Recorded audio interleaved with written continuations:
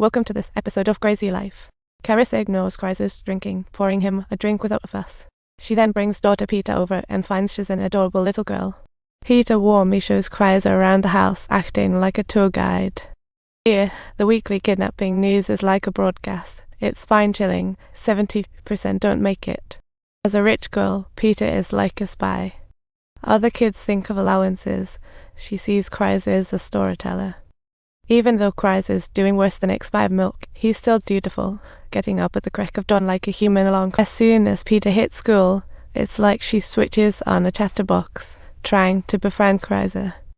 Creasy acts as if he's endured millennia of solitude, ignoring her, leaving Pita a bit down.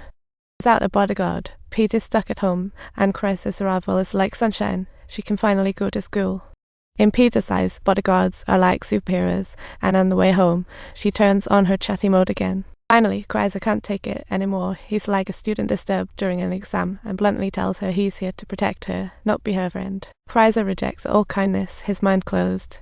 Just as he's about to drink at home, Lisa asks how he's doing with her daughter. Creasy coldly responds, "You pay me to protect her, not befriend her. If I don't fit, find a better socialite." Lisa seems to understand this big guy's cold attitude, thinking he must be protecting her daughter well. In the late hours, tipsy Creasy is teary-eyed, haunted by gruesome battlefield scenes. Feeling unworthy of life, Creasy is ready to put on a tragedy, gun in hand, but when he pulls the trigger, it misfires the dramatic much. Just then, Pita's piano notes float in, like music from the heavens, instantly healing her soul. A near miss with death. Creasy keeps that bullet like a charm and calls a buddy, who drops some wisdom. If God doesn't want you dead, why not let go of the past and start fresh?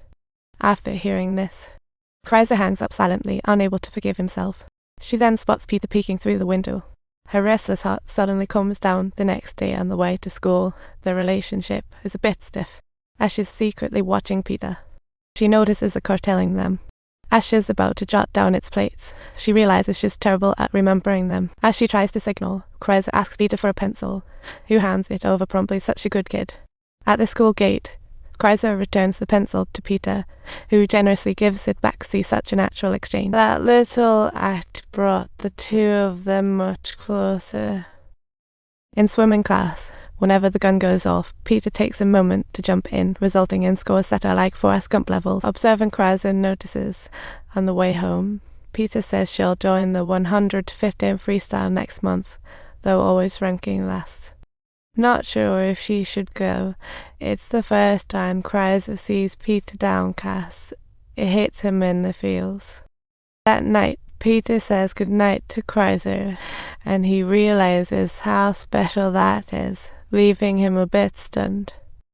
Pita feels like she just won a lottery. She kisses her teddy bear and drifts off to sleep. Through daytime observation, Creasy knows Pita's talented, just hindered by that darn gunshot. Later, Creasy brings in some bricks and uses their clanking to simulate gunfire, helping Pita overcome her fear. She was a unique cook. During downtime, Creasy helps Pita study, explaining boring history. When he mentions emperors having 1,000 wives, Pita can't help. "Can you imagine my mom with 1,000 husbands?" This cracks Creasy up. It's the first time she's seen him smile. In that moment, Creasy's icy facade melts away, a flicker of warmth breaching his heart. Love is a ray of warmth, making people gentle and warm. Soon enough, the 150-meter freestyle school competition rolls around, and the passing principal asks why Pita's parent. Creasy squeezes out a smile, saying they're away on business. "Don't worry, today you are her parents." This sends a shockwave through Creasy. He suddenly realizes life isn't so bad. When the gun goes off, a fearless Pita swims forward instead of lagging behind. Meanwhile, Creasy cheers from the poolside like any other parent. Encouraged, Pita swims faster and races ahead to the finish. Pita is overjoyed, leaping into Creasy's arms. Like two lonely stars healing each other, she forgets about drowning her sorrows in booze. Even as the chilly night tries to invade her mind, she decides to cap the liquor. It's Creasy's birthday. Her comrade sees her emerge from shadows with a true smile, feeling truly happy for her. In front of Pita, friends start sharing Creasy's embarrassing stories, and Pita can't get enough. Meanwhile, Pita takes out a bear with a get-out-of-jail-free token, showing Creasy is her guardian cute. She knows being a bodyguard is dangerous, hoping Creasy will always be by her side.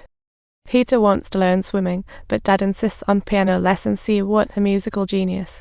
The next day, even though Pita is reluctant, she still shows up at piano class. See what a good girl. For class, she picks a little yellow flower for Creasy, who delights in receiving it. Everything feels so warm and lovely, but surprises are always lurking, just as class is about to end for Pita. 2 police cars block the road, and suspicious officers surround them. Their car from earlier reappears. Alert Creasy reacts instantly, but too late. Pita has left school. Creasy fires to distract, shouting, "Run, Pita." Police and kidnappers open fire together, obviously a meticulously planned abduction.